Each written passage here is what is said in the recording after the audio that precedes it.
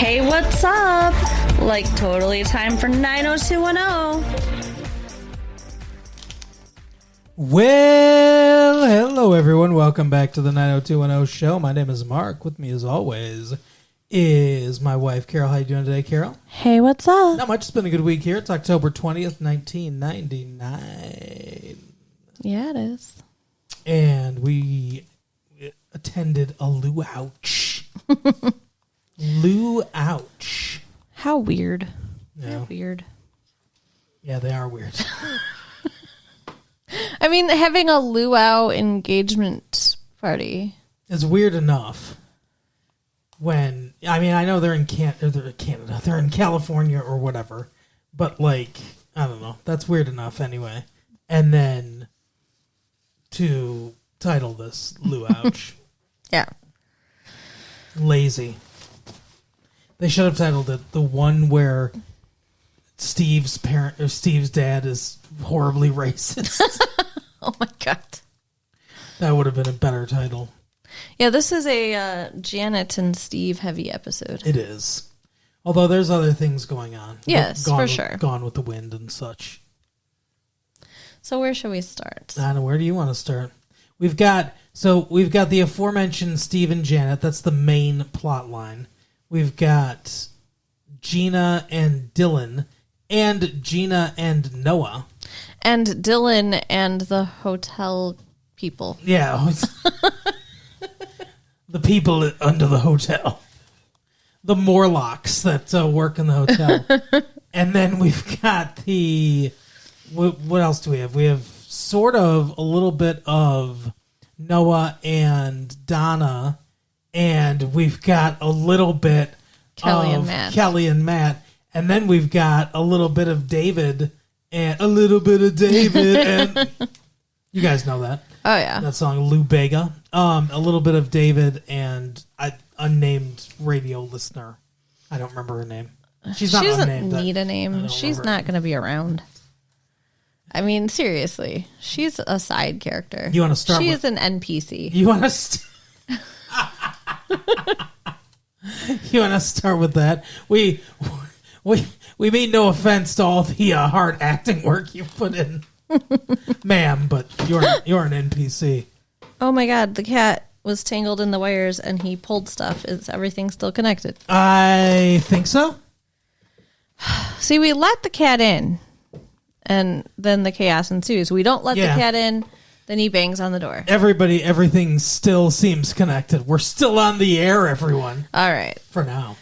So David last episode started dating this chick, and then like somebody asked if he kissed her on their date, and she got so mad that he talked about their kiss. Well, he wanted to know. They wanted to know. It was Dylan, and he wanted to know what happened on the dates. Yeah. And they've done this weird thing where apparently David, or almost said David Stern, who is the commissioner of the NBA, but David's become like Howard Stern, essentially, I guess. That's a stretch. I mean, a toned down version of it, but like he's not like, hey baby, show me your thorax, but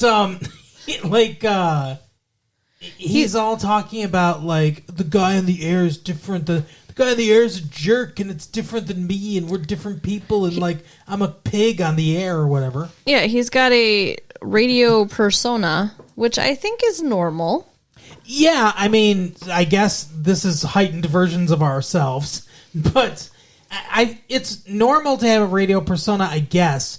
But like, I don't know. I didn't realize that he had become this like dating guru, kind of like, fuck nice guys, like I'm gonna get you laid kind of guy. But apparently he is. I mean, he really. I guess there's been some hints that he was going that way. Mm-hmm. But pretty much it kind of seemed like he was being himself and just giving dating advice. That's what I thought, yeah. All of a sudden now it's like, oh, he's terrible. He's a horrible person. And I don't know why they chose to do that. But I guess for this drama, because he's dating this girl and she hates his show and she hates his personality. Even though she was listening to his show. Right? Like, what? I don't know. And so she decides to give him a second chance, and he's like, this is kind of how the episode opens, actually, where he's like, look, it's like, we're different people and stuff like that. Like, when you start hearing the jerk on the radio or whatever, why don't you just tune over, or like turn it off or whatever? And she's like, yeah, if you can do the same, which didn't make any sense, but like... No, yeah, that made no sense. I guess maybe she meant in real life, like, don't act like that in real life. I guess. I don't know. But he walks in, and Nat and everyone there has shirts that say, if you're going to shoot, you might as well score, or something like that. Which I think is something he said about their date. Yeah, I guess. And so she was pissed, and she stormed off. And I kind of thought that would be the end of it. Me too. I thought she was finally gone. But no, she comes back again. They're on their third date. And she's like, I heard what you think about third dates. Mm-hmm. So, yeah, I know it's the third date. Like, you expect me to fuck you because it's the third date and everything. He's like, I'm not like that, or I told you, or whatever. Mm-hmm. Like, you want to go out again? And she's like, well, I want you to call me, but I don't want to put out. And he's like, I'll call you tomorrow. And she's like, come on, I'm not dumb. He's like, why don't you go to this Loo-Ouch with me for my friend's, whatever, what is a baby shower? Yeah. No, engagement party. And she's like, if you're just trying to extend the deadline or whatever. And he's like, no, I'll pick you up. It'll be fun or whatever. Which, it's not. So they go to this stupid Loo-Ouch engagement party. Date? Yeah, you cooked for me. Yes. And you expected to get laid. I invited you back too. You totally expected to get laid. Yeah, I did. You did not. No, I didn't get laid. I expected to get laid. Yes. Yeah. I said, we'd gone out to dinner twice, and I said, why don't I cook for you in my apartment all alone? Into my web, said the spider to the fly. Yeah. Anyway. I got you eventually. Now I've lost my train of thought. So they go to Loo-Ouch. Like, she accepts. Yeah. And they go to the Loo-Ouch. And then there is, at the Loo-Ouch, a stripper, because... Who was it got confused? Rush thought it was a bachelor party. Which is ridiculous. And so... he hired a blonde stripper. And now the blonde stripper is, he's pretending she's his date or whatever. No. No? What happened is, and this is the weirdest fucking thing, and this is what made me think of Howard Stern. What happened is, she looks over and she's like, that's David Silver. Mm-hmm. Like, he's on a fucking radio station, but he's, like, very recognizable, I guess, somehow. And she's a stripper, so she loves his show. And she's like, oh, what happened on the third date? Did you get lucky? And he's like, yeah, lots of lucky or whatever. And she's like, why don't you, I want your autograph. And he's like, okay, like, I'll get a napkin or something. She's no, sign my tits. Yeah. She's like, come on. Don't be a square or whatever she said to him. I don't know. But so then the chick from his radio dating is like, fuck you, and leaves. Yeah. That was one step too far. And he tries to apologize. He's like, I don't know why I did it. Yeah, you do. I mean, first of all, maybe you're smart and you realize that this girl is not for you. Right. But also, like, you like the attention. Yes. So stop acting like you don't. But he comes to, this is the last scene with the two of them. He comes to her apartment, he knocks on the door, and he's like, oh, when I was in high school, I was like this, and I was like that. And she was like, that's the guy I want. Mm-hmm. And that's where they leave it. And hopefully she's gone. Because I'm so sick of the storyline of, oh, I don't want to be with you. Oh, I guess you sweet talk to me. I'll try to be with you. Oh, I don't want to be with you. Oh, I guess you sweet talk to me. I want to. She's like, not that hot. It's just not at all. So, and it just keeps happening over and over again. It's the same storyline. Yeah. Yeah, it's dumb. And, like, I mean, seriously, like, look at the girls he's dated. Yeah. And look at this girl. And she's not that nice to him. No. Like, I don't know, maybe he's attracted to her because she's, like, playing to some kind of insecurity he has. I don't know.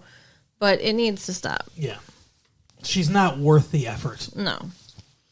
And then we've got Dylan and Gina. So, last episode, Dylan got Gina her own hotel room in the hotel that he is living in because they're both homeless. Yeah, it's weird because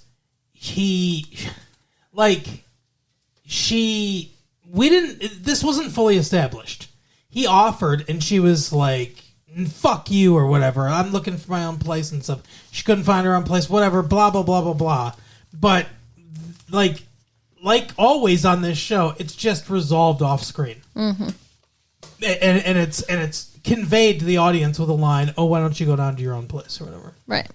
So they're in bed. It's the middle of the night. Mm-hmm.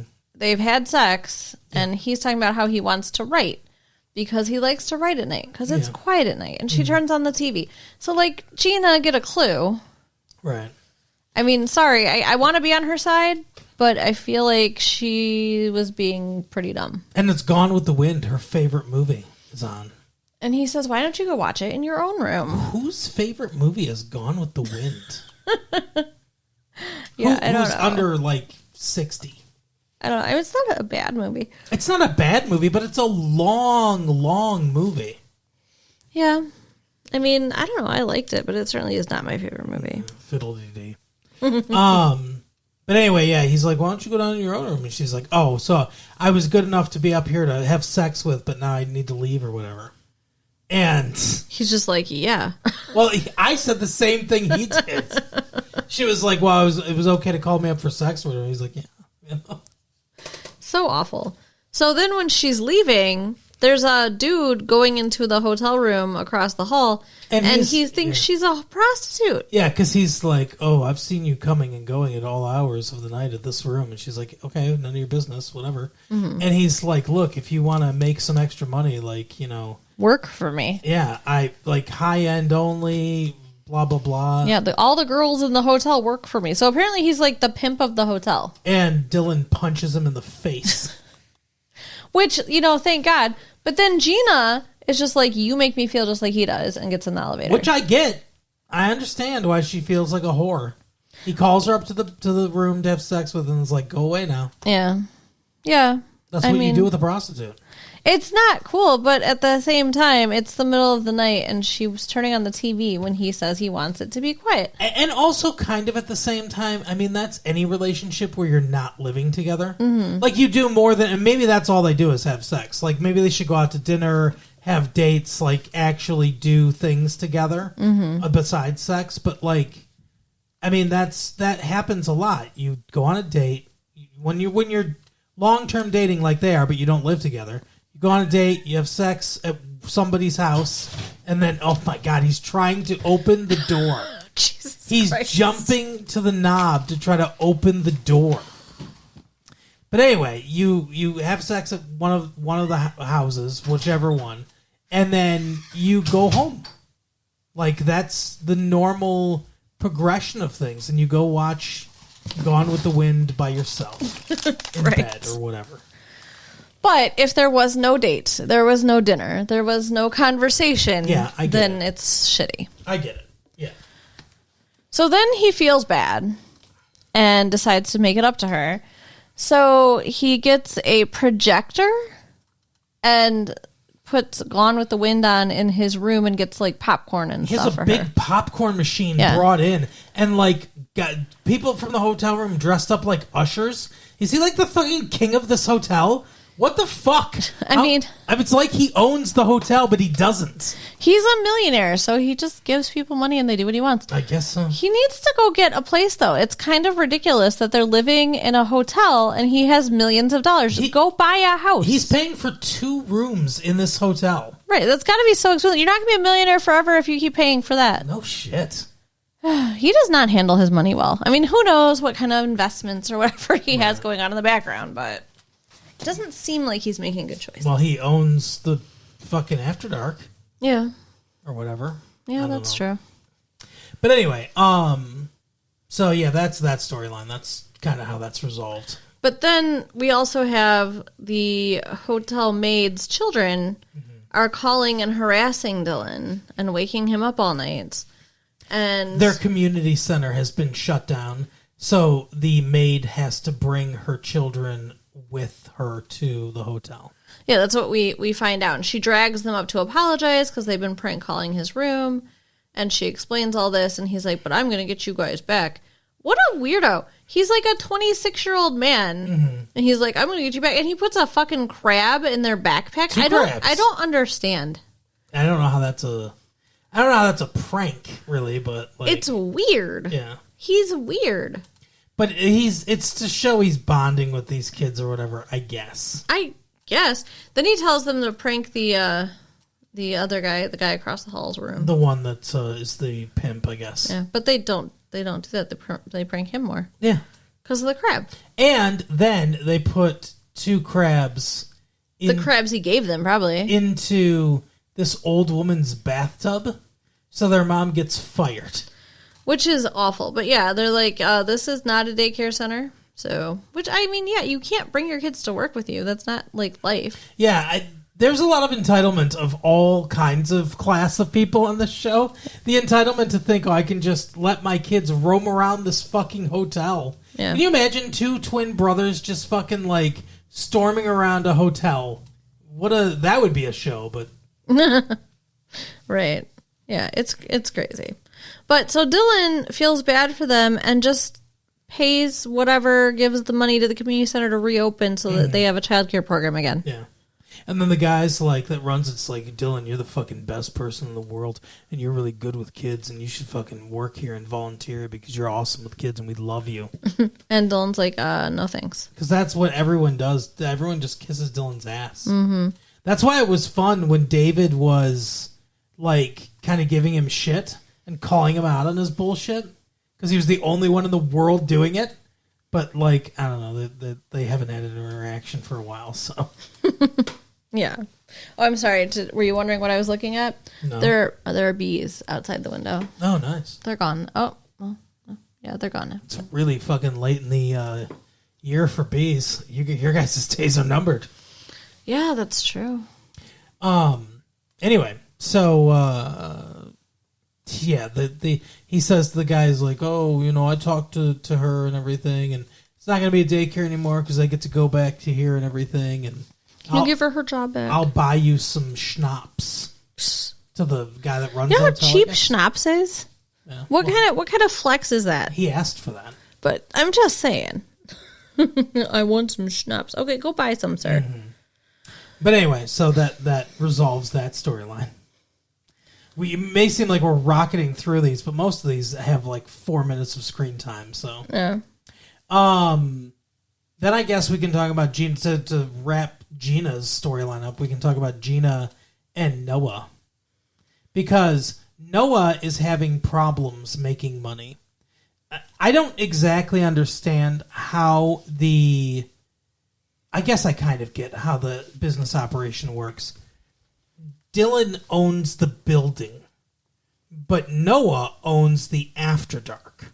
I don't know because Gina said he's running your club to Dylan.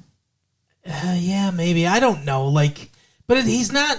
But the thing is, he's talking about bills. He's talking about, the bills he has to pay for the club. Yeah. And shit and everything. And, how the rent he has to pay to Dylan. Because Dylan owns the building.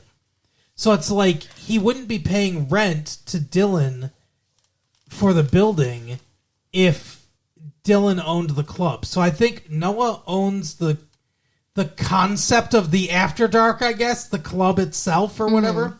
But Noah owns that. Dylan owns the building. So he's paying him out of that, but he's trying to... Because Gina says when he's like, oh, I'm not... I don't have a lot of money. I'm broke or whatever. And she's like, didn't sell enough Jell-O shots or whatever. And then she just, laughed. This weird laugh that she does. Yeah. But, so that implies that he's making the profit off of the club. That's true. So I guess that's how it works, even though Dylan walks around like he does own the entire thing. But then weird. Donna later is giving Dylan a guilt trip because Noah's at the club and Dylan's never over there or whatever. What the fuck is going on? Does anyone know how this business works?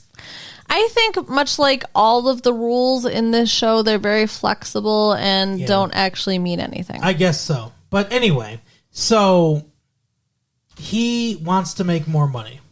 Gina also wants more money because she's sick of being dependent upon Dylan, I guess, or whatever. And... Because she feels like a whore.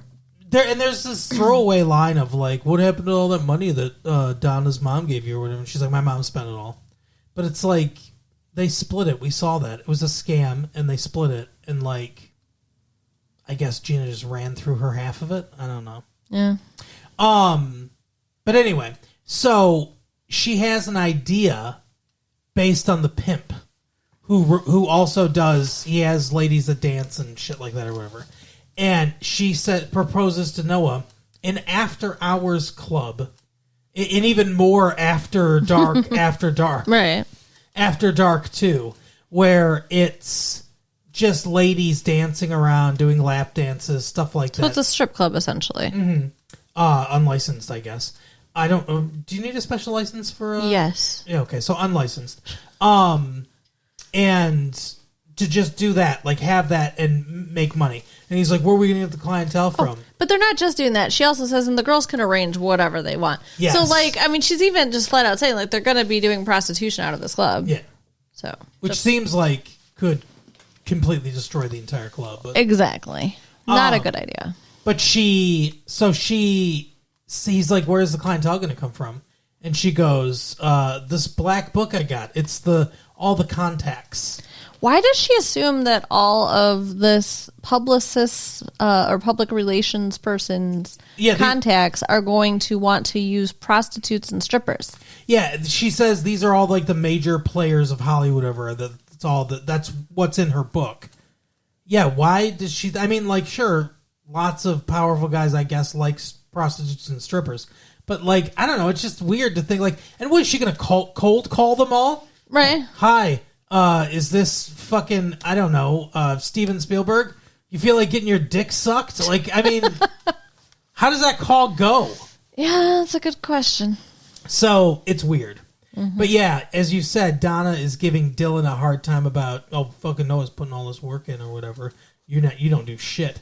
And so he wants to come there while he's auditioning the girls. Because Donna obviously knows nothing about this, or it wouldn't be happening. It's only Noah and Gina, the only two that know anything about it. And Noah is holding these auditions during the Loo-Ouch engagement party, which was really dumb. Yeah. Because now he's not at the party, and everybody's like, oh, what are they doing? Like, do it on a night when you're not expected to be somewhere, idiot. Right. But what I think is hilarious is she calls him from the bathroom on her cellular telephone phone. And she's like, you got to get out of there because he's on his way. And he's like, I need another hour. And it's like, what? You just tell them to leave. Yeah. But it's like, it's all these half-naked women standing in front of him. So he's like, nah, I need more time with this. So she's like, well, what do you want me to do? And he's like, stall him some way. And it's easy to figure out. Yeah. And so she walks out of the bathroom with no clothes on. And they have sex. I mean, literally, she was like, oh, what am I going to do? And I was yelling at the TV, like, have sex with him. Yeah. Which, that's what she does. It's very easy. He's not that determined to get to the afternoon. Not at all. So, I mean, we don't know what's going to happen with that, but obviously that's going to be a storyline. Right. What else? I think we're down to Janet and Steve now. Well, because Janet and Steve's storyline coincides with the Noah and Matt storyline. Mm-hmm. Okay. So Janet and Steve are doing the announcing to the parents that they're pregnant and getting married. Yep. So they start with Janet's parents. And she is visibly pregnant at this point. So they see her and they're just like, oh my God, you're pregnant. And she's like, yeah, and we're getting married. And they're just like, peace out. You've dishonored our family. We're not sitting down to dinner. We don't want this round eye. We don't want him marrying you. Yeah, it's no good. He's like, yeah. She's like, what, he's not Japanese enough? And Dad's basically like, yeah, he's not. So that's it's really fucked up. Like, they're very fucked up and racist. Very racist. Then she has a problem where she gets a panic attack. Why is she having a panic? Because she's upset about her parents? This is later, but yeah. Oh, okay, I'm sorry. You moved the train along. They toot. They meet Rush next. Do they? Yeah. Okay. They have lunch with Rush, and they're at I believe a Chinese restaurant or something like that. And he's like, let's get chopsticks. They love it when you these fucking gooks love it when you eat. He did not say the word with gooks. chopsticks. And he's like, your people, the Chinese or whatever. And then he's like, to the why don't you suggest something for us, Oriental man that's waiting for us? Why not a spicy meat dish? And he's like, well, I can't because I'm Thai and a vegetarian, so I don't know any of the meat dishes. And she's Japanese. I don't know if the actress is Japanese or not, but you know that's her heritage, right? Yeah, he's assuming that every Asian person is the same. Yeah, it's very awful. Like I'd be so mortified if I were Steve. By the way, tell a Korean and a Japanese person that they're the same, or a Chinese person and a Japanese person that they're the same. Chinese and Japanese for sure, because they fucking hate each other. Yikes. Well, they've gone to war several times, so they're not. I mean, that's a generalization, but in general, they're kind of prejudiced against each other. But and Rush basically says like, "Hey, I don't think that you should get married." And why don't you wait and see how this baby turns out? Maybe it'll look too Chinesey for you, Steve. And so Janet gets mad and leaves, and they don't have lunch there either. So there's no successful meals being had with these parents. And they have a proxy war at home between the two of them, between their parents. Like, I don't know why they're letting how their parents feel affect them. Mm-hmm. Like, in their relationship, they should be on the same side. They should. But they're, like, arguing back and forth. Like she's half defending her parents, I guess, and he's half defending his dad, I guess, in scenes we don't see.